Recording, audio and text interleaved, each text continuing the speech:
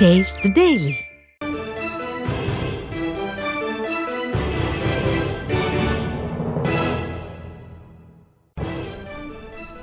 சென்னை மெரினாவில் நடைபெற்ற விமானப்படை சாகசத்தை பார்க்க வந்த சென்னை திருவொற்றியூரைச் சேர்ந்த கார்த்திகேயன் என்பவர் உயிரிழந்த நிலையில் அவரது உடலை வாங்க மறுத்து கார்த்திகேயனின் உறவினர்கள் போராட்டம் நடத்தி வருகின்றனர்.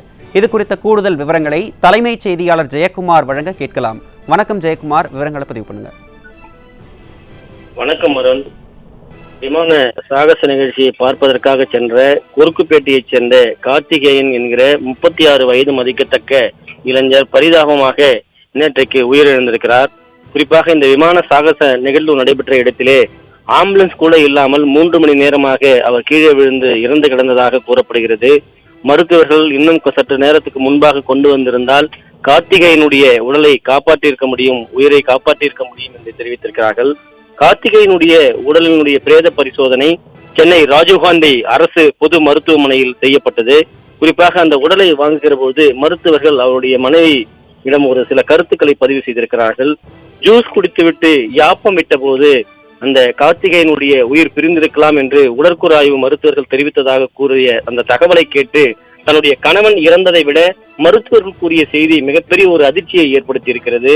குறிப்பாக ஜூஸ் குடித்துவிட்டு தனது கணவனுக்கு ஏப்பம் வருகிற அளவிற்கு அவருடைய உடல்நிலை இல்லை, அவருடைய உடல்நிலை சீராக இருக்கிறது.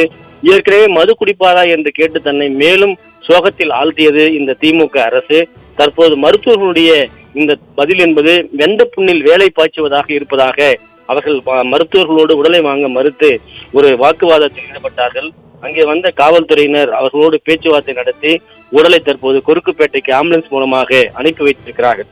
ஒரு சாகச நிகழ்ச்சி என்கிற பெயரில் மிகப்பெரிய ஒரு துயரம் இந்த சாகச நிகழ்ச்சிக்கு பின்னால் இருக்கிறது என்றால் அரசு தேவையான பாதுகாப்பு ஏற்பாடுகளை செய்யவில்லை. குறிப்பாக குடிநீர் கூட அங்கு வைக்கப்படவில்லை.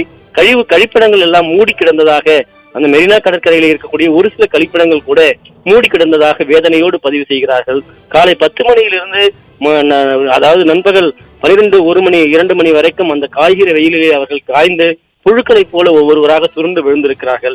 இந்த சம்பவம் என்பது ஒட்டுமொத்தமாக அந்த மெரினா சாகச நிகழ்ச்சியை காண சென்ற பொதுமக்கள் மத்தியிலே மிகப்பெரிய ஒரு சோகத்தை ஏற்படுத்தி இருக்கிறது. நேற்று ஒரே நாளில் மட்டும் அந்த நிகழ்ச்சியிலே பங்கேற்ற 25 குழந்தைகள் உட்பட 61 பேர் அந்த கூட்ட நெரிசலிலே சிக்கி காணாமல் போயிருக்கிறார்கள். அவர்கள் காவல்துறைக்கு தகவல் தெரிவிக்கப்பட்டு அதன் பிறகு ஆங்காங்கே மீட்டு சம்பந்தப்பட்டவர்களும் ஒப்படைக்கப்பட்டிருக்கிறது. இப்படிப்பட்ட ஒரு சூழ்நிலையில் இது போன்ற ஒரு தகவல்கள் மருத்துவர்கள் கூட ஒரு நியாயமான ஒரு தகவல்களை கூற முடியாமல் இருப்பதும் கூறுவதும் என்பது வேதனையாக இருப்பதாக சிவரஞ்சனி தனது கருத்துக்களை பதிவு செய்திருக்கிறார். இந்த கார்த்திகேயன் என்பவர் அவருக்கு மதுப்பழக்கம் கிடையாது. அதே நேரத்தில் தனது மனைவியும் அந்த குழந்தையும் ஒரு இடத்தில் விட்டுவிட்டு இருசக்கர வாகனத்தை எடுத்து வருவதற்காகத்தான் இவர் வந்திருக்கிறார். வந்த இடத்திலே அவர் கீழே சுருண்டு விழுந்திருக்கிறார். வெயிலுடைய தாக்கம் காரணமாக விழுந்தாரா, அல்லது குடிக்க தண்ணீர் இல்லாமல் நாக்கு வறண்டு போய் கீழே விழுந்தாரா, அல்லது வேறு என்ன காரணங்களுக்காக உயிரிழந்தார் என்பதை கூட முழுமையாக வெளியிட முடியாத ஒரு சூழ்நிலையில் இந்த அரசு இயந்திரம் இருப்பதும் குறிப்பாக சுகாதாரத்துறை இருப்பதும் வெட்கக்கேடான செயல் என அந்த குடும்பத்தைச் சேர்ந்தவர்கள் வேதனை தெரிவித்திருக்கிறார்கள். தனது மகனை இழந்து அந்த அழக்கூடிய அவருடைய தாயார் கீதா, அந்த மருமகள் அதே போன்று அந்த 2.5 வயது குழந்தையோடு அவர்கள் நிர்கதியாக நிற்கிறார்கள். தனக்கு ஒரு அரசு வேலை வேண்டும் என்கிற ஒரு கோரிக்கையை முன்வைத்திருக்கிறார்கள்.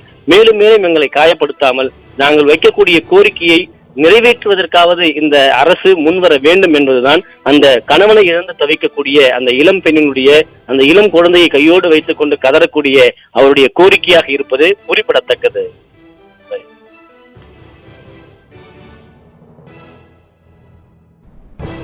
விவரங்களுக்கு நன்றி ஜெயக்குமார்.